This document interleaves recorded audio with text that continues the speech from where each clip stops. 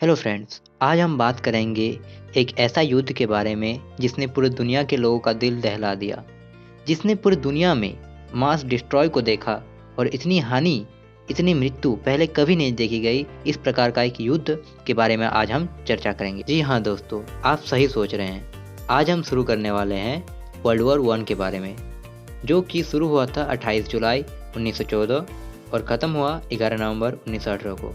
इसके बीच में प्राय 4 साल का वक्त लगा। इसमें यूरोप और साथ साथ पूरे विश्व में चला था। तो चलिए आज का डिस्कशन शुरू करते हैं। औद्योगिक क्रांति के कारण बड़े देश ऐसे उपनिवेश चाहते थे जहां से कच्चा माल पा सके और सभी उनके देश में मशीनों द्वारा बनाई गई चीज़ों को खरीद सके। ऑस्ट्रिया के सिंहासन के उत्तराधिकारी आर्चड्यूक फर्डिनेंड और उनके पत्नी का वध इस युद्ध का तत्कालिक कारण बना। उनका हत्या 28 जून 1914 को सेरोजेवो में हुई थी। एक माह के भीतर ऑस्ट्रिया ने सर्बिया पर आक्रमण कर दिया और ऑस्ट्रिया ने सर्बिया के विरुद्ध युद्ध घोषित किया। तो चलिए दोस्तों, अब देखते हैं कि इस युद्ध में विश्व के किन किन देशों का सपोर्ट किया और ये एक विश्व युद्ध के रूप में किस प्रकार उभरा। इस युद्ध में रूस, फ्रांस और ब्रिटेन ने सर्बिया का साथ दिया और जर्मनी ने ऑस्ट्रिया का। अगस्त में जापान, ब्रिटेन आदि की ओर से लड़ा और कुछ समय बाद ही उस्मानिया जर्मनी की ओर से लड़ा। जर्मनी की ओर से नहीं बल्कि ऑस्ट्रिया की ओर से लड़ा। इस समय विश्व मुख्यतः 2 धड़ा में बढ़ गया, जिसमें एक था सहभागी गठबंधन और दूसरा था सहभागी केंद्रीय शक्ति। इन 2 धड़ा में बढ़ने के बाद सहभागी गठबंधन में जो देश आए वो है रूस, ब्रिटेन, अमेरिका, फ्रांस, इटली। ये देश सहभागी गठबंधन के साथ जुड़े और ऑस्ट्रिया के विरुद्ध लड़ रहे थे। और सहभागी केंद्रीय शक्ति के रूप में जो आए वे आए ऑस्ट्रिया, हंगरी, जर्मनी, बल्गारिया, खिलाफत ए उस्मानिया। ये सभी देश जो है केंद्रीय शक्ति यानी सहभागी केंद्रीय शक्ति के रूप में लड़ाई कर रहे थे। इस लड़ाई का जो स्थान रहा वो है यूरोप, अफ्रीका और मध्य पूर्व एशिया।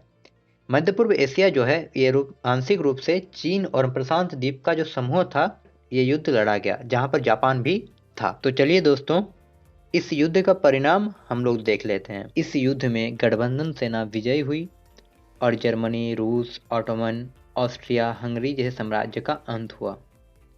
यूरोप तथा मध्य पूर्व एशिया में नए देशों की स्थापना हुई।